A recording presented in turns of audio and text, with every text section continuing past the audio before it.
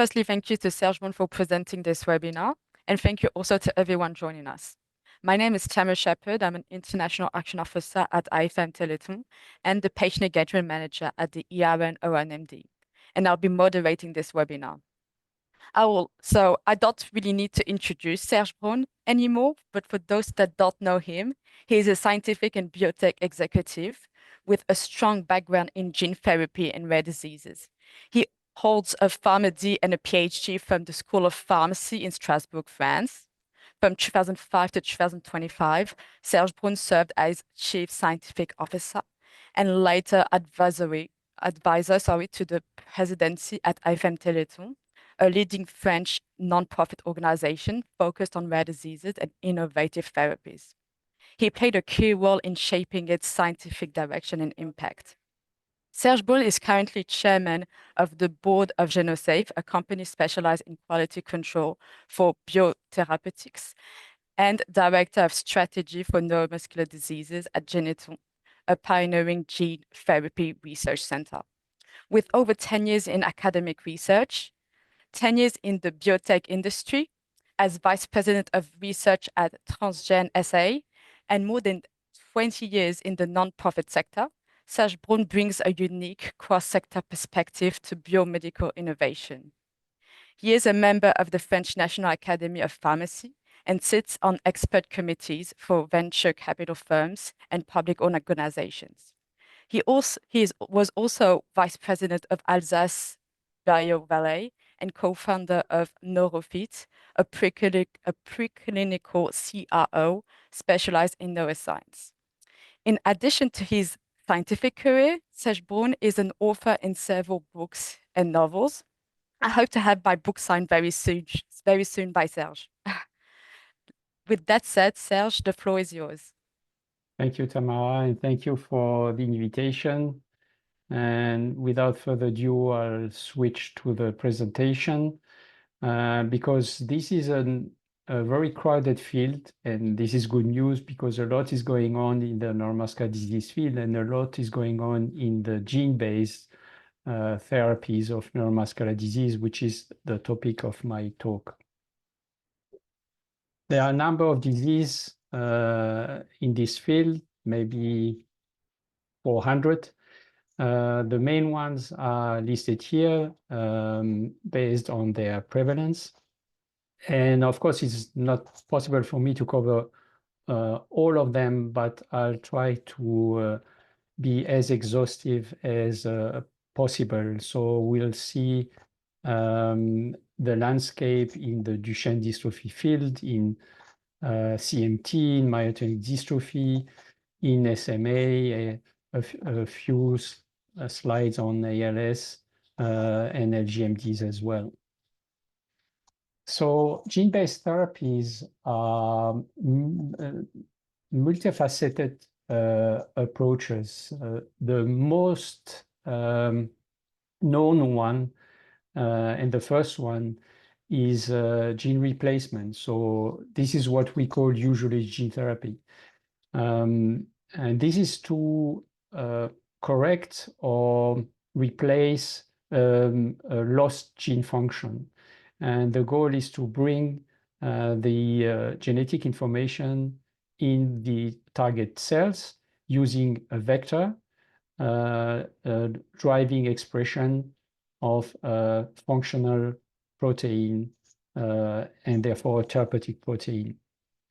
There are other ways to address some of those diseases, not through DNA delivery, but through RNA or synthetic RNA delivery. And therefore here, the main targets are messenger RNA using antisense oligonucleotides, which will help to drive to a functional messenger RNA leading to the production of the functional protein. And there are also diseases that are due to gain of function and therefore toxic proteins. So systems like siRNA Those are small RNAs that can bind to messenger RNA and block splicing or the use of this messenger RNA by the cell, so leading to the inhibition of protein expression, and therefore the therapeutic approach is achieved using siRNA. And there are also antisense oligonucleotides that can bind to messenger RNA, the toxic messenger RNA, leading to the degradation of the messenger RNA and therefore the extinction of the abnormal protein expression. Gene editing is also currently being used in several neuromuscular diseases. So gene editing is the use of various systems that can bind to DNA and cut the DNA at very specific sites, leading to the repaired DNA or the introduction of a new sequence within the host DNA, which eventually leads to functional protein expression. But in diseases that are due to gain of function, gene editing here is used mainly to inhibit gene expression by cutting selected sites at selected site of an abnormal gene, so therefore inhibiting this abnormal gene. So let's go first with some examples of the usual gene therapy, so gene replacement therapy, mainly for loss of function diseases. And as I mentioned earlier on, the genetic sequence has to be delivered, has to be transported by vectors, by biologic systems that can carry the genomic sequence up to the target cells. And the main vectors currently in neuromuscular diseases are AAV vectors. So AAV are small viruses from different strains, different serotypes. There are 12 serotypes of AAVs, and depending the serotype, depending the strain, different tissues can be targeted. And if we think muscles or neurons, including motor neurons, there are strains that have the ability to target those tissue. AAV9, for example, for both skeletal muscle and neurons. AAV8 can target muscles, and we'll see examples of AAV8, AAV9, and other AAVs' abilities to be therapeutic in some diseases. And there are second generation vectors that are coming up that are more complex systems, mostly shuffled using different serotypes, leading to new capsids, new envelopes with new properties and with different targeting properties. For example, liver is a main target of those viruses, but given the huge load of virus that are being used for neuromuscular diseases, there is a risk of liver toxicity due to the amount of vector, the amount of virus injected. So new viruses are currently being generated that do not get to the liver, but mainly to the target tissue. So it's a very evolving field. And a first example of AAV gene therapy in neuromuscular disease is Duchenne dystrophy. Duchenne dystrophy is due to a lack of dystrophin. This is a normal muscle biopsy with dystrophin in red here in the muscle fibers. And this is a diseased muscle with no dystrophin, which leads to muscle degeneration. This is an abnormal muscle histology compared to a normal muscle histology. And this is a very severe disease which leads to death between age 20 and 40 usually. And the gene is encoding dystrophin is named DMD and is the largest human gene known. And the coding sequence is also very large, too big to fit into AAV vectors.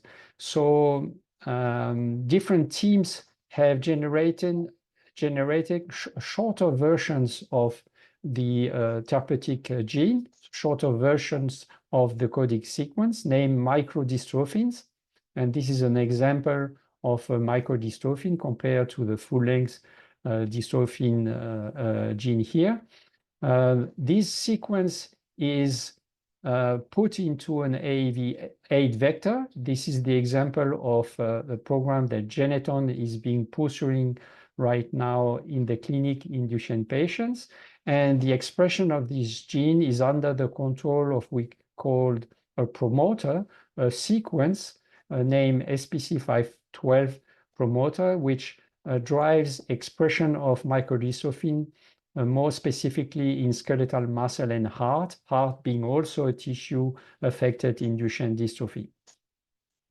And the typical feature of Duchenne dystrophy is shown on the left. It's a very old video, but very historic for us. Those are young patients affected with Duchenne dystrophy from the family who started AFM-Telethon in 1958. They can barely walk, climb stairs at 6, 7 years of age, and this is still the case today.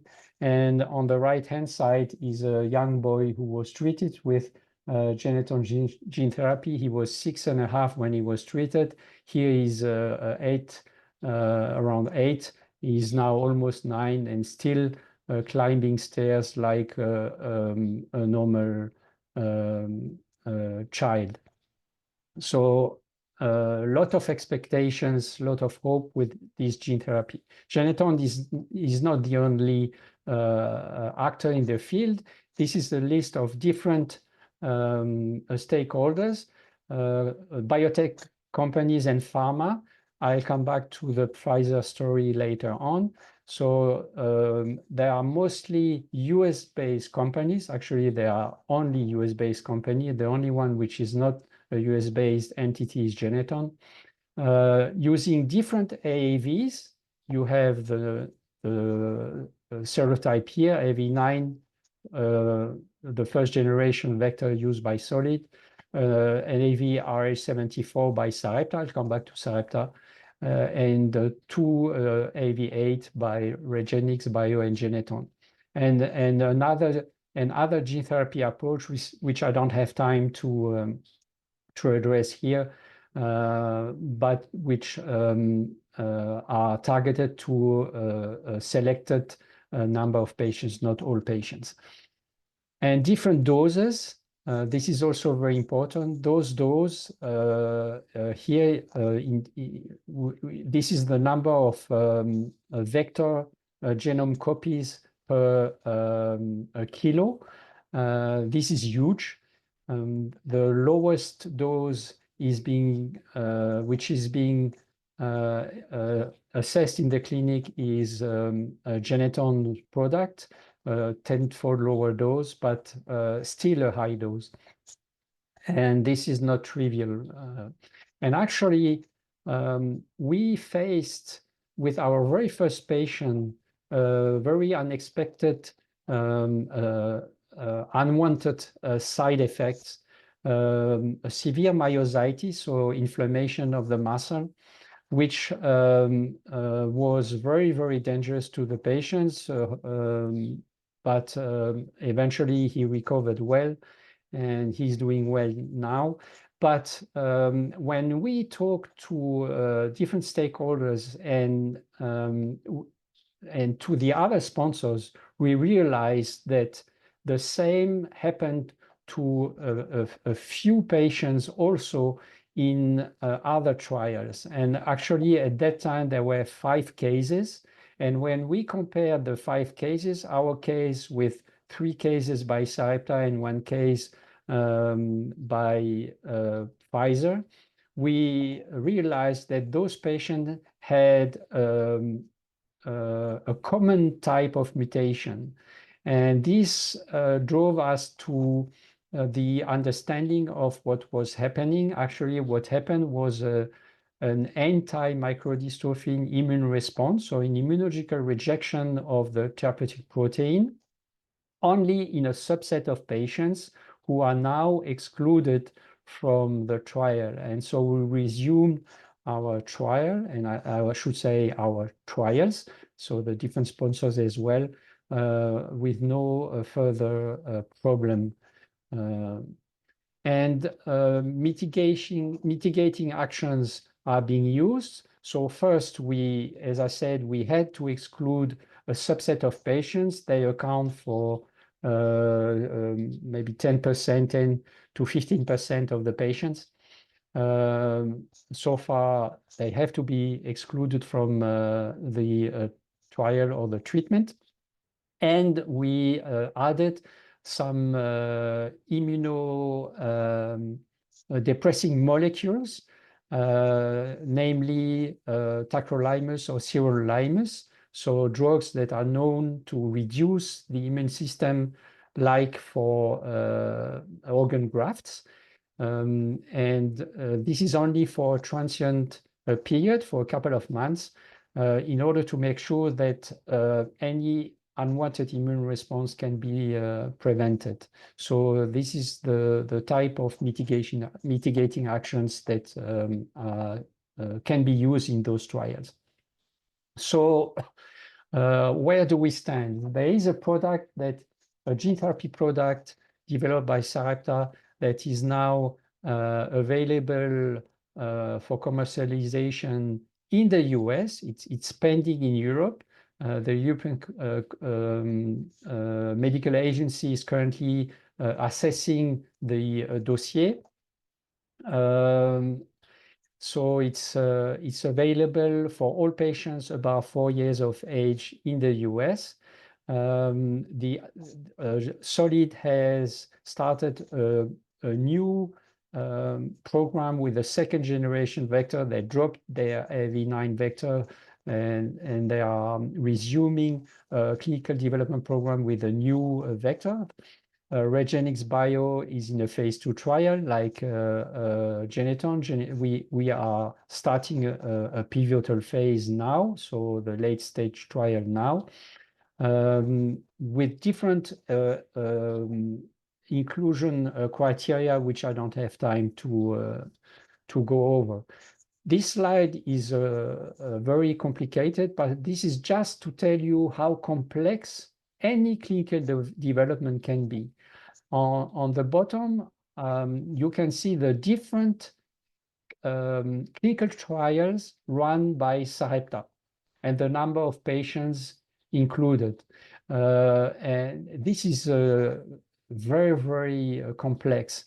And this is the one by Genethon, the pivotal phase, 64 patients expected in this trial, which will be starting in summer this year.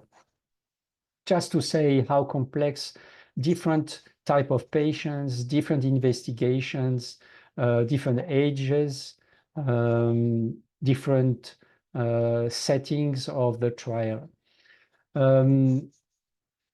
Just one example of one of the program led by Sarepta. Here, in a small number of patients in Europe, this is carried out in Spain. The study is called Study 104. It's a phase 1 trial in patients who are seropositive for the virus used in the trial.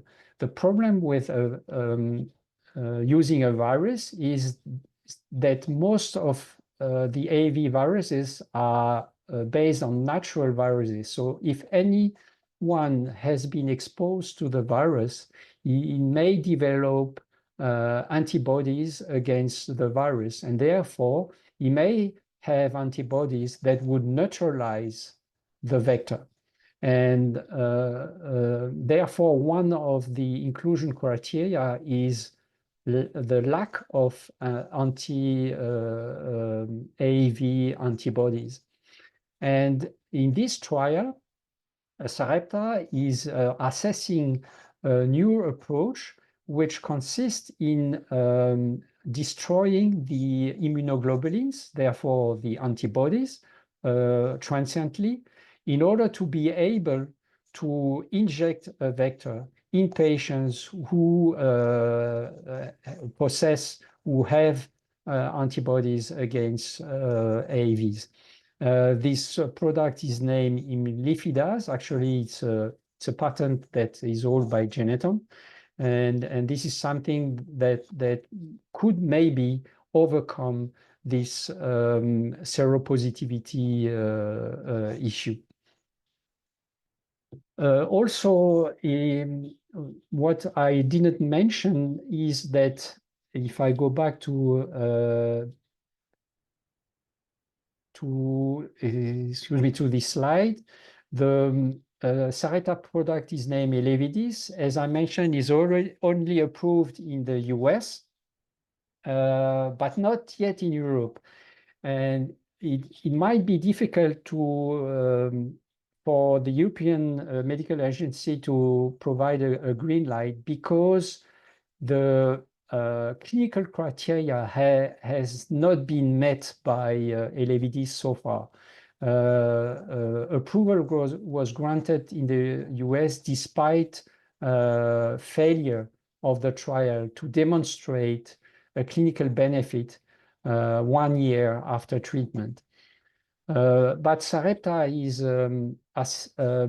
still following the patients on the long term, and they very recently, 2 weeks ago, at the American Gene Therapy Congress, the follow-up of patients here 2 years after injection. And what the data show is that the clinical benefits seem to be more obvious if we look on the long term. 1 year might be a little early.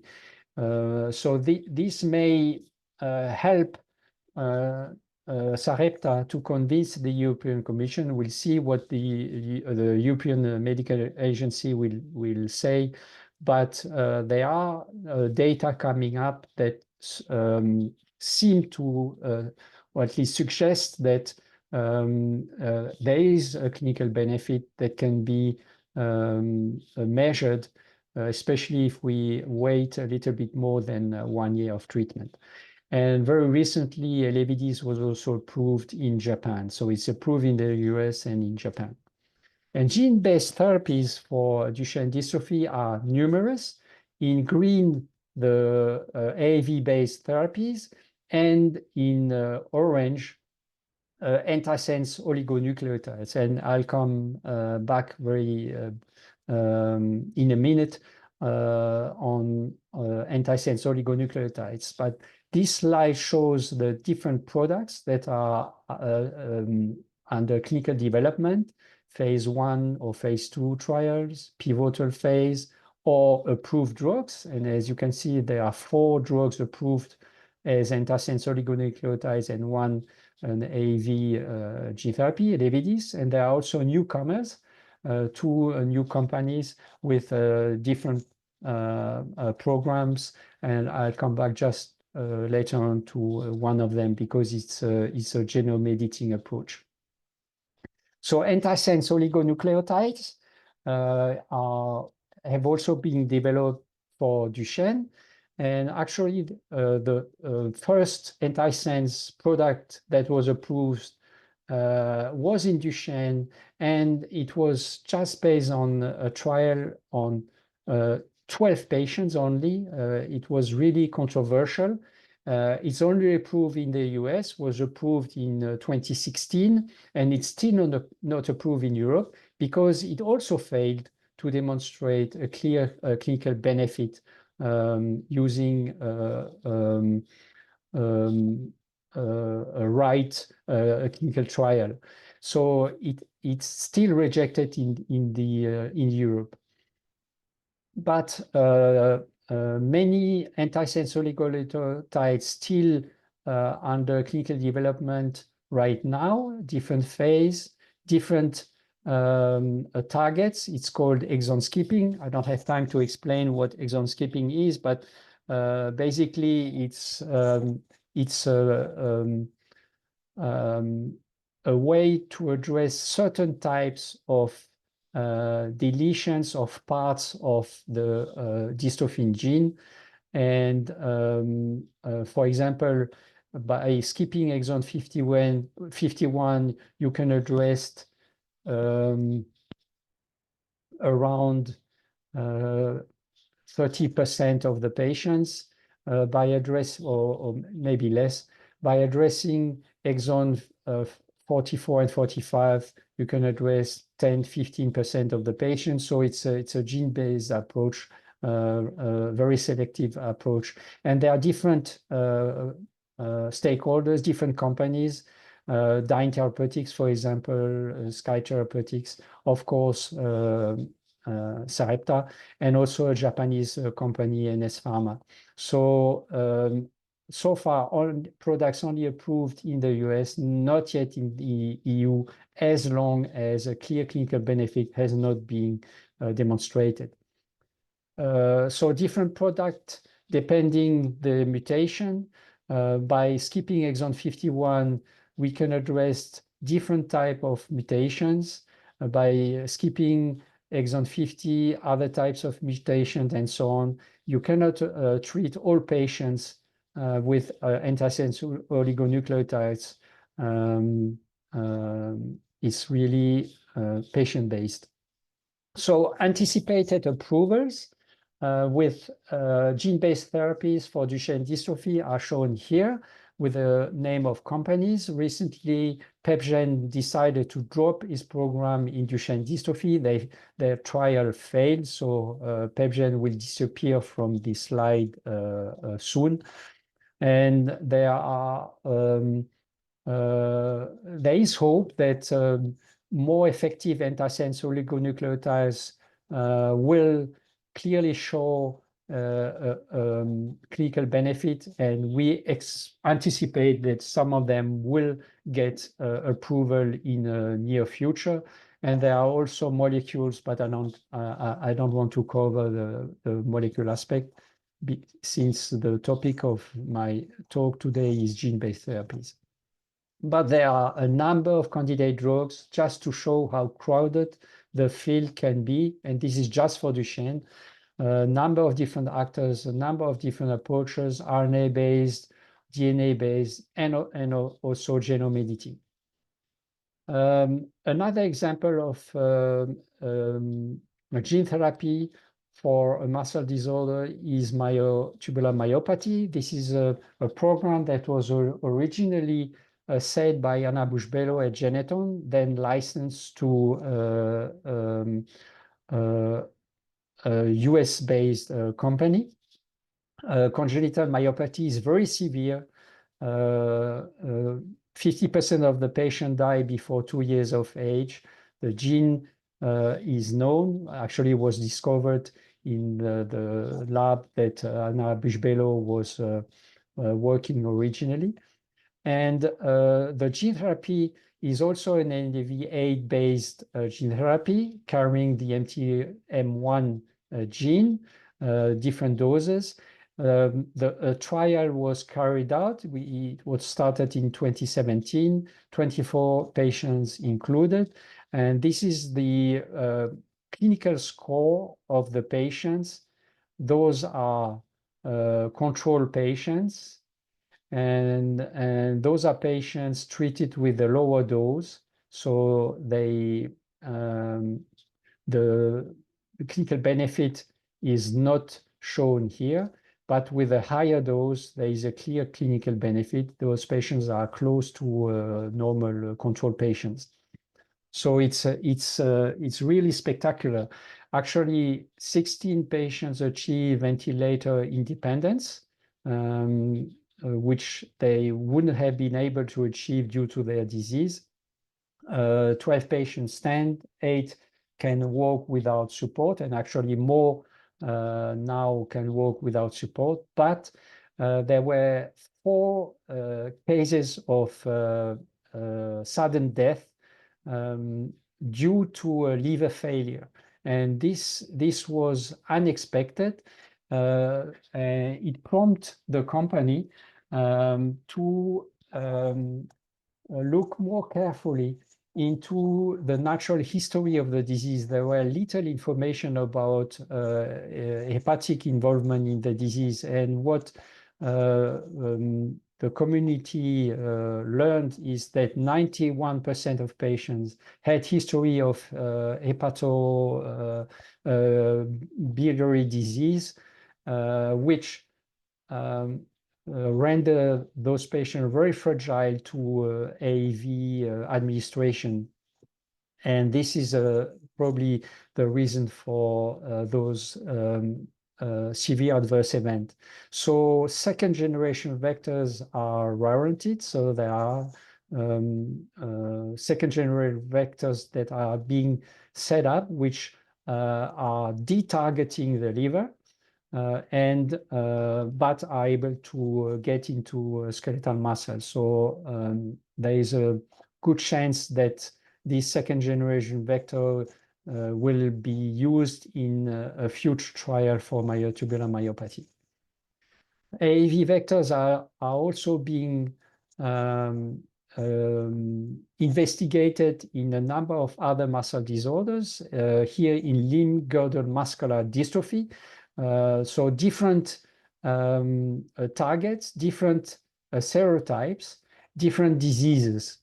And again, I don't have time to go into the details. I would like just to give you the example of the program developed by a biotech company named Atamayo under the scientific supervision of Isabelle Richard, who discovered several genes responsible for limb girdle muscular dystrophy, and has set up AAV gene therapy approaches for diseases like FKRP deficiency,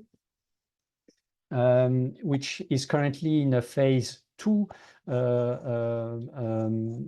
trial now. And this is an interesting approach. It's not just the use of the gene, human FKRP gene, in an AAV vector. There is also a trick, which is a microRNA sequence or a short RNA sequence, which prevent expression of the FKRP gene in the heart, because she found out in the animal model that if FKRP is expressed in the heart, it can be toxic.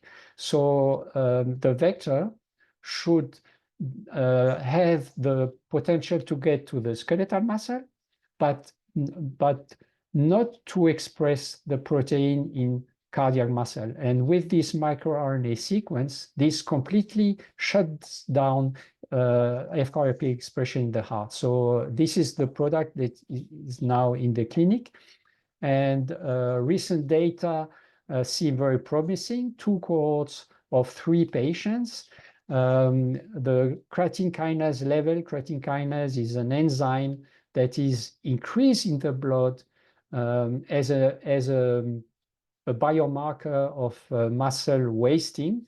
So creatine kinase is very high, but goes down very quickly after gene therapy. So this is a good indication of muscle preservation. And this is seen in the 2 cohorts of patients. And there are several clinical outcomes that in green show improvement.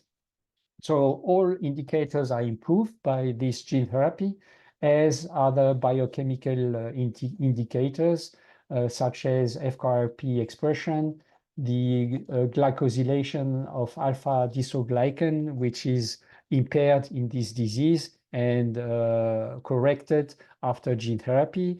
So all signs seem to orient us to the conviction that this is a very effective gene therapy that has to move forward in a large-scale clinical trial now.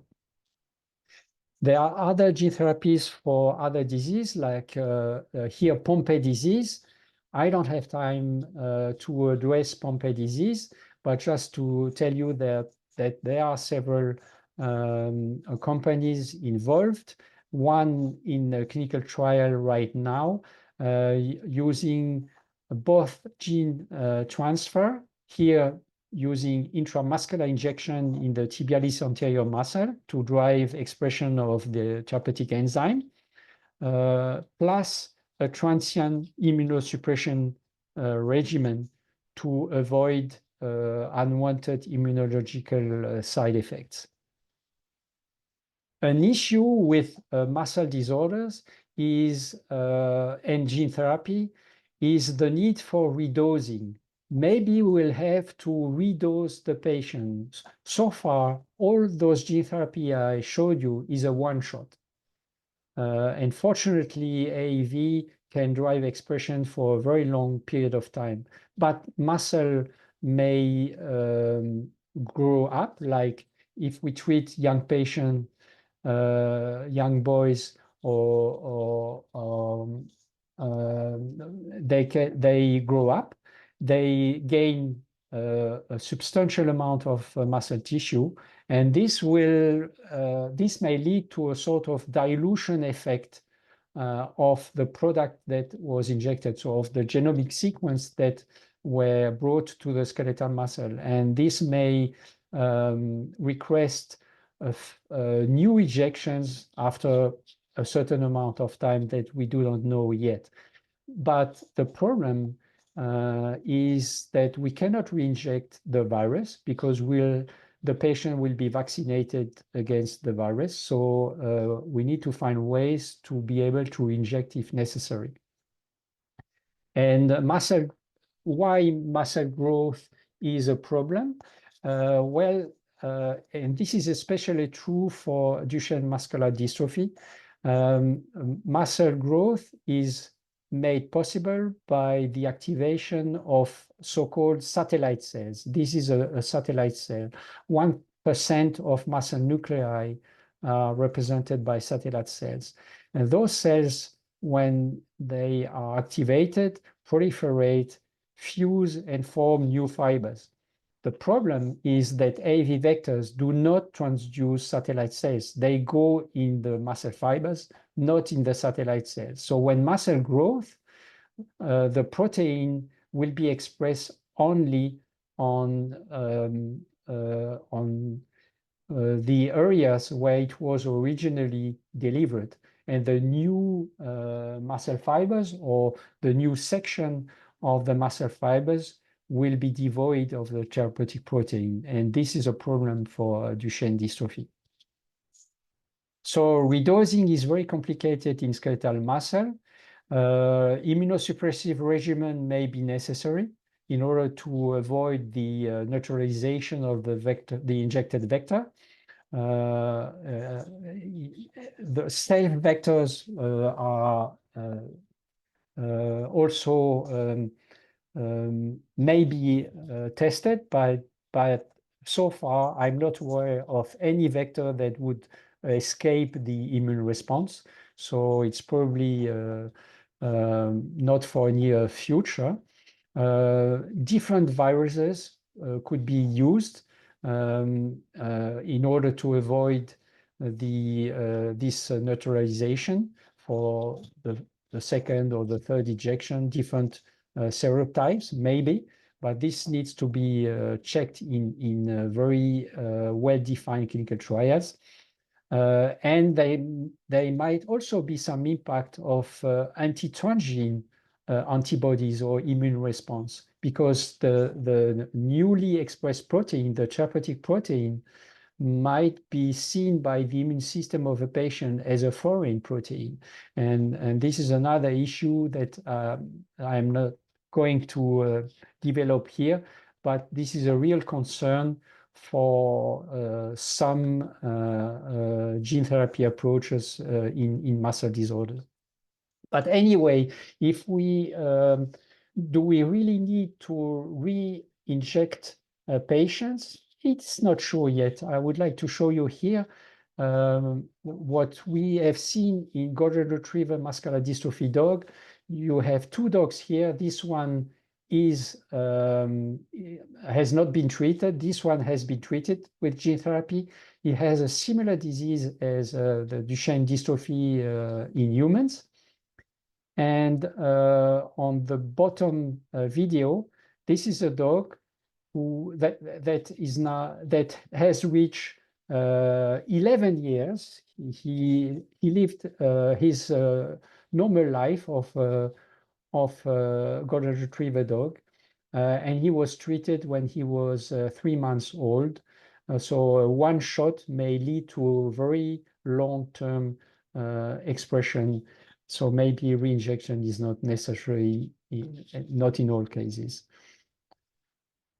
So another approach is gene editing. Here, the goal is to act at the DNA, the host DNA level.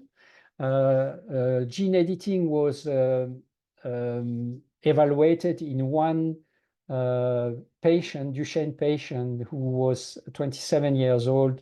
Unfortunately, he died 4 or 5 days after injection.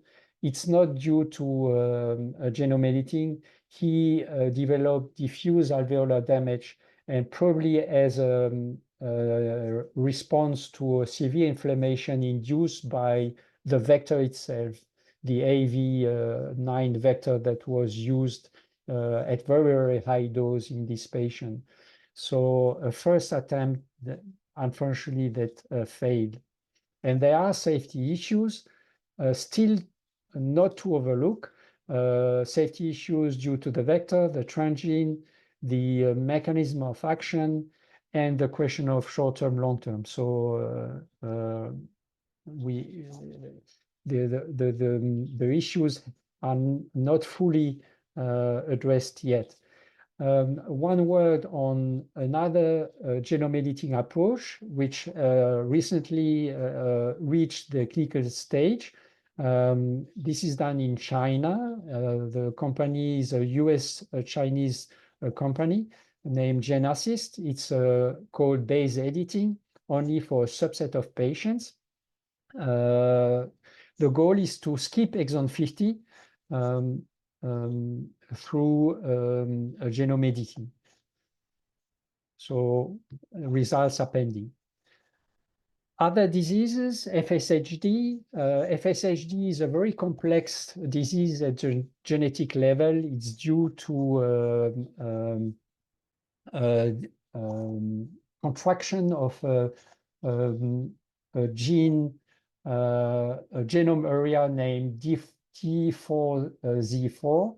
So there are a number of Z4 repeats in our genome. And when there is a contraction of this area, this leads to the induction of a gene named DAX4. DAX4 is repressed postnatally and is re-expressed in FSHD. There is a link between DAX4 and FSHD, but the clear link between this genetic problem and the disease itself is not clear. But most of the gene-based approach are now targeting DAX4. The goal is to repress the re-expressed DAX4. And there are a number of actors in the field. And if we look at the gene-based therapies, they are here. Most of them are using siRNA. There is one CRISPR approach, so genome editing approach, And there is one microRNA approach, a microRNA being carried by an AAV named MyoAAV, which targets skeletal muscle. And you have the name of the companies and the stage of the development. Only a couple of them are at the clinical stage, but this is a rapidly evolving field. So one goal mainly is to block DAX4, to repress DAX4, hoping that by repressing DAX4, patients can recover. One work on myotonic dystrophy. This is just the opposite, I would say, genetically speaking, of FKRP. Myotonic dystrophy is due to too much repetitions.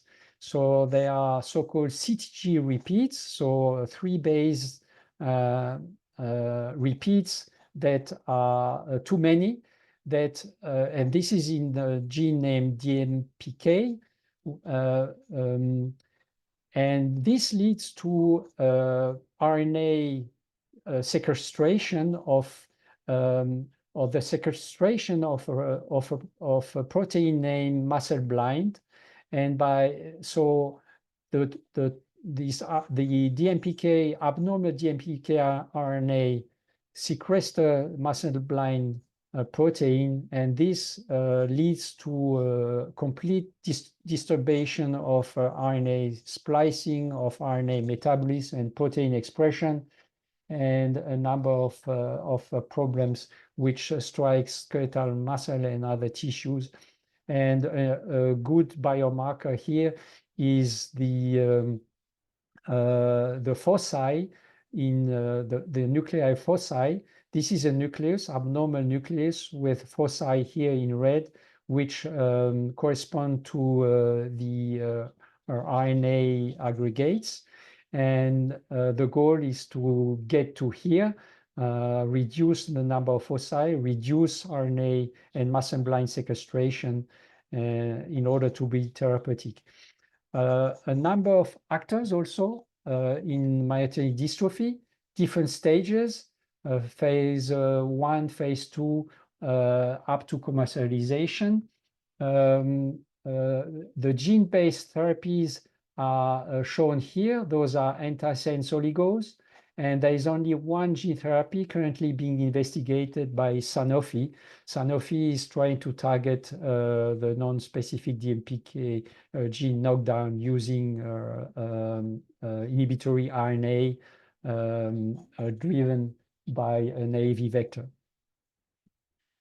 But most of the other competitors here are using antisense oligonucleotides. One is trying genome editing, but most of them are very, very early stage. But this is, again, also a rapidly evolving field. And recently, we got news from 2 actors, Avidity and Dyne Therapeutics, using antisense oligonucleotides with promising data, I would say, which prompt them to move on to a phase 2 clinical stage. So, so far, so good, I would say.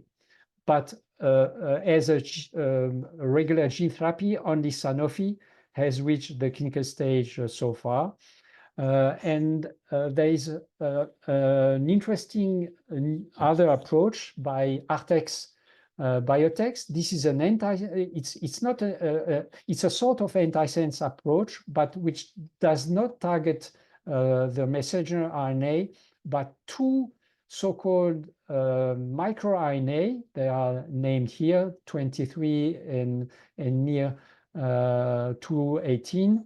The goal is to block those microRNA, those abnormal microRNA, and therefore allow muscleblind re-expression, because those microRNA are inhibitory for muscleblind. So they do not target the problem, but a consequence of the problem, but with the same outcome, which should be the re-expression of muscleblind. And before to close my presentation, a few words on motor neuron disorders. I guess most of them are, most of you are aware that there are several products available for spinal muscular atrophy, a motor neuron disorder, very severe disease. One is a gene therapy approach, one is an antisense oligonucleotide, one is a molecule. And the AAV approach was set first by Martin Barkatz at Genethon and licensed to Avexis Novartis, and which eventually went to the market under the name of Zolgensma. The antisense approach, the name of the product now is Spinraza. I don't have time to explain the mechanism, so I will skip this slide. But the goal is to act on an RNA or a gene named SMN2, which is present in both patients and humans. And by inducing SMN2, one can partially compensate for the loss of SMN1, which is the gene involved in spinal muscular atrophy. And Spinraza is also being marketed. An issue now is to make sure that patients can be treated as early as possible. So now newborn screening for spinal muscular atrophy is being routinely used in a number of countries, including in many European countries, and is going to be also implemented in France as well. Here, ALS or Charcot disease is a very, very severe disease. It kills patients within 3 years usually. And there are several gene therapies tested. You have seen the movie here. 2 mice, I'll try to, voilà. So you see, this is a treated mouse, and this is an untreated mouse, almost paralyzed with the gene therapy. So there are 10% of ALS cases are due to gene mutations, including one named SOD1, and but 90% of ALS seem to be due to other factors that are yet unknown. So gene therapy of ALS is mostly restricted to the monogenic ALS.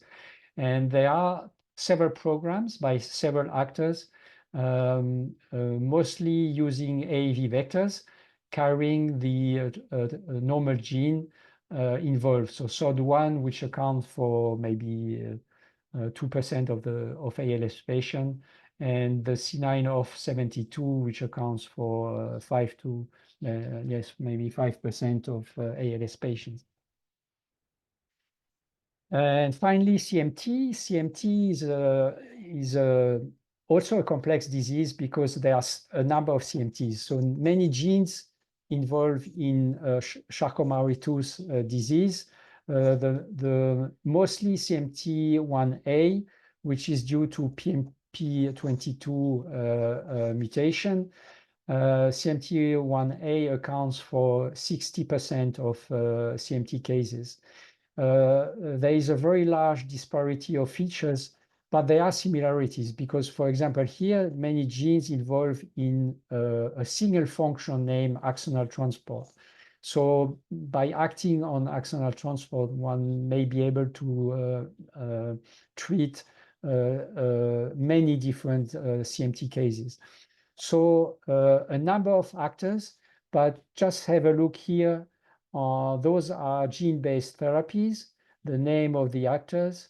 Some are using antisense oligonucleotides. Some are using CRISPR approach, but not yet in the clinic.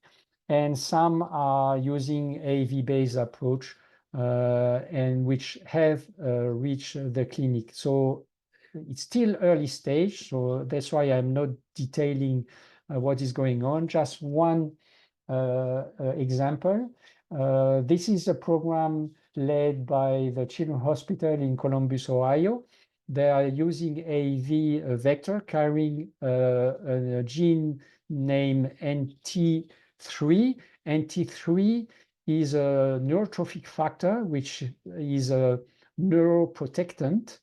It can act on all types of CMTs, actually, just by as a neurotrophic factor, so acting at also motor neuron.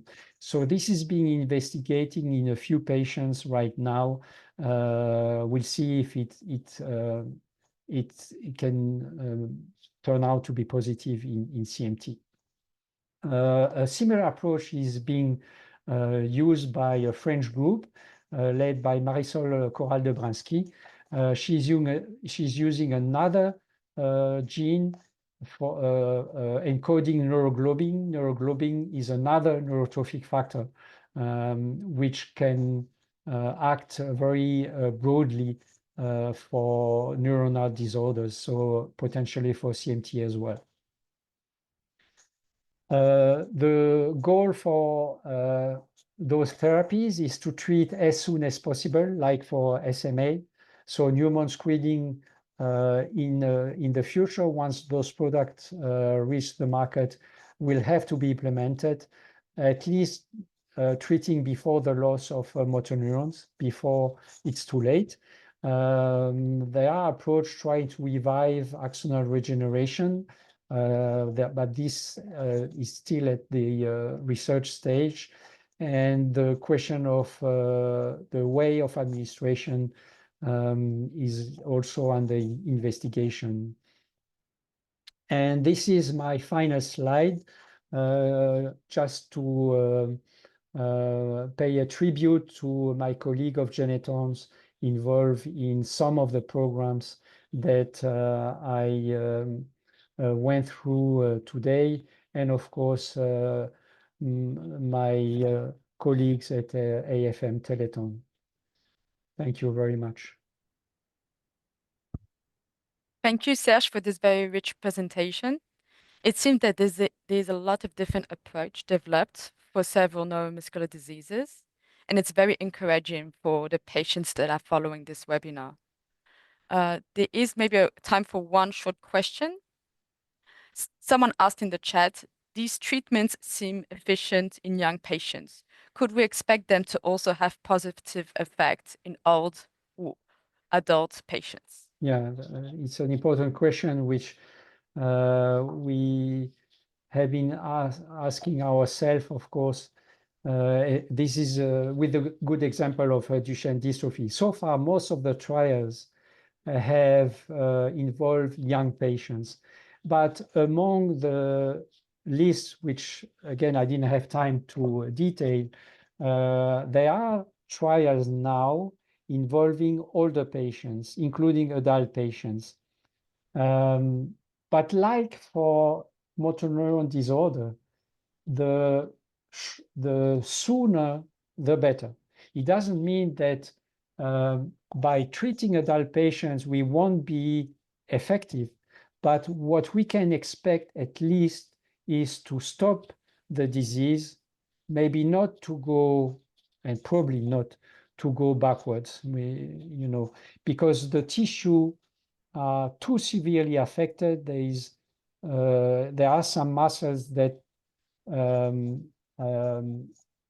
have no muscle fibers anymore. They have mostly fatty tissue and fibrosis, so no muscle anymore. So gene therapy won't do anything positive in those muscles. So the goal is at least to treat the muscle left, block the evolution of the disease, and trials are going on, including old patients. And the same holds true for motor neuron disorder. We know, for example, in spinal muscular atrophy, that by treating patients neonatally, those treatments are by far more effective than a few months later. Okay, thank you so much. Thank you everyone for taking the time to listen to this webinar. Thank you, Serge, again for this Thank great you. presentation. If there are any other questions left, I'll be happy to reply by email. So don't hesitate to forward them to me. Thank Okay. you.